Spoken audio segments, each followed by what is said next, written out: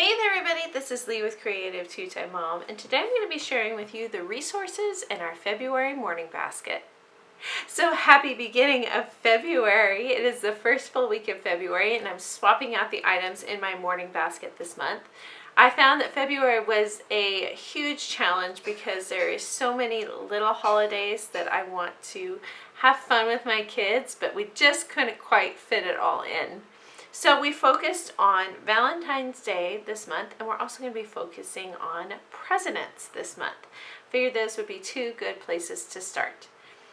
This month's video is also going to be a collaboration. So I am collaborating with April from The Simple Rugged Path, Lindsay from Bytes of Memory, and Michelle from The Brave Homeschooling Mama. I'm going to link all of their channels down below. They are all fantastic homeschoolers and I get some great ideas from them every time they post a video. So make sure you go check them out. As for what's in our morning basket, let's get started. So let's start with the obvious holiday in February. Obviously we have Valentine's Day right smack in the middle of the month, which is still a lot of fun when you have kids. They like to do something fun together. So we picked up several picture books that we're going to be going through together. We've got Click Clack Moo, I Love You, and if you've ever read any of the Click Clack books, this follows right along with all the antics of the farm animals. And I love that this edition has lots of glitter, lots of bright colors. This is just going to be a fun picture story to have in our morning basket. We have Snowy Valentine, the cute little bunnies. I thought this was a good way to transition from Arctic animals, which we focused on in January, moving on into Valentine's Day, and we're still obviously in winter. We've got Groundhog Day, very cute way to talk about groundhogs, obviously, which will have passed by the time this video is posted, but also talking about Valentine's Day.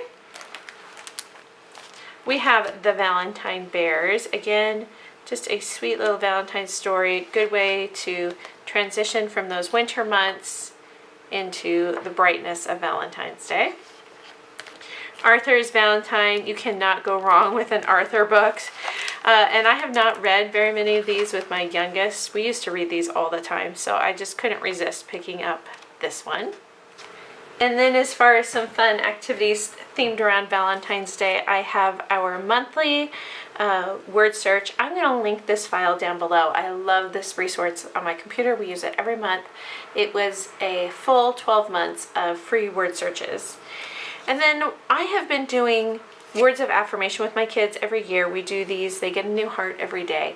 But I'm thinking about switching it up this year and having them do words of encouragement for each other to share at sort of like a Valentine's party on the 14th or the 15th, depending on our schedule. But I think we might cut some more hearts and do some words of affirmation for each other, sort of like a bucket filler type activity.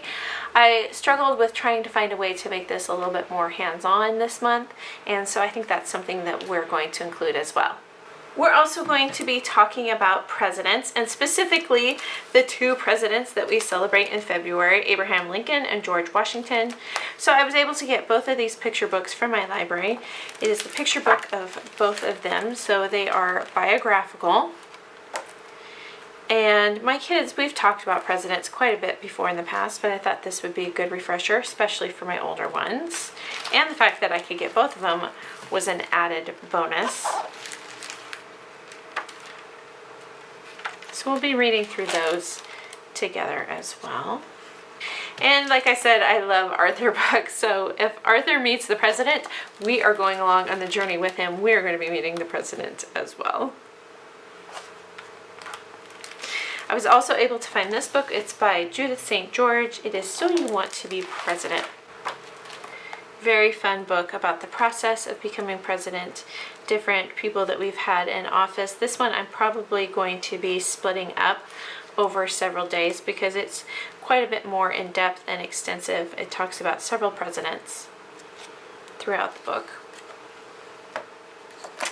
I'm also going to use our classical conversation cards quite a bit this month.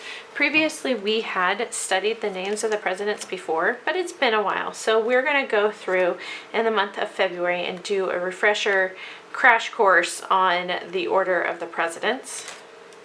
And I think I have a couple of Who Was books. I may pull one out either for February or for the beginning of March.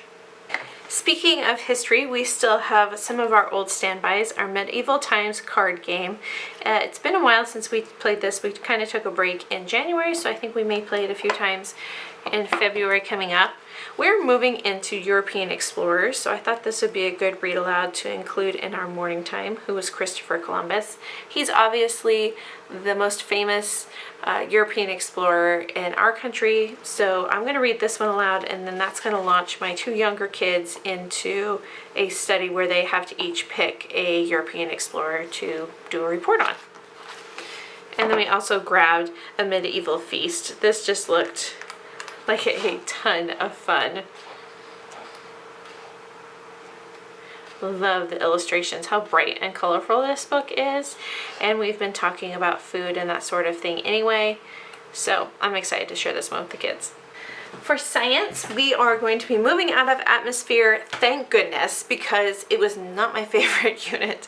We're going to be moving into weather. I still have several weather books on hold at the library, but these will be the first two that we will start with. We've got our DK Eyewitness book for weather, and of course a magic school bus inside of a hurricane. We just started talking about cyclones and tsunamis, monsoons, that sort of thing, and how they are related to the environment. So we'll probably start with this one to have a good transition from atmosphere to weather. I've also pulled out, and I am keeping handy, our Junior Ranger activity books. This is one of the national parks near us, and then I have copies of the other national park near us. We're going to do as much of this as we can inside, and then when we go to the park we'll do the trails, the walks, the talks, that sort of thing. But there are some at-home activities that can be done ahead as well. And this last pile is sort of my miscellaneous category. The Penderwicks is our new read aloud. We do our read alouds in the evening, other than I will be doing Christopher Columbus in the morning. But our family read aloud we do in the evening. We're starting the Penderwick series. We've never read it before, and I've heard amazing, amazing things about this one, so I'm going to be including that.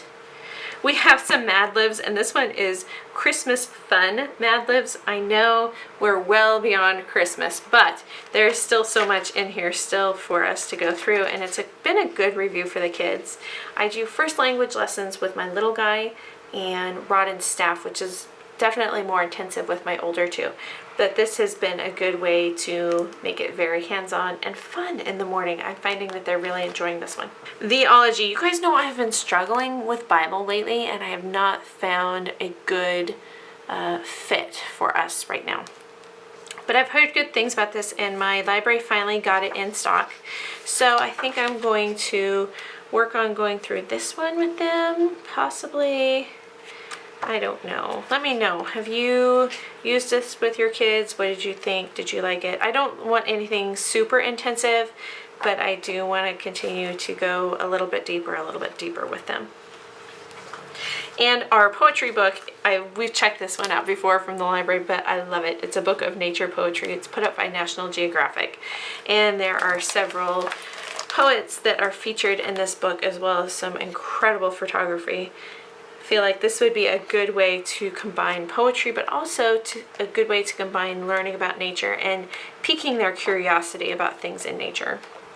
So that is a sampling of some of the items that are going to be included in our morning basket in February. Of course, you guys know I included art last month as well, so we will be looking up several art lessons themed around Valentine's Day and presidents. I will link two of my favorite YouTube channels down below for that resource.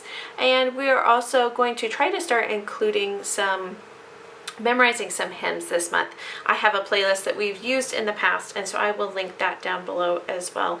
Probably will be looking for a hymn that will be focused on the love of Christ and starting from there. It's been a long time since we've done hymns, so I want to get back into that again.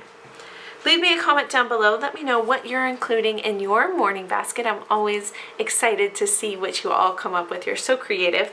Also, don't forget to check out all those channels linked down below.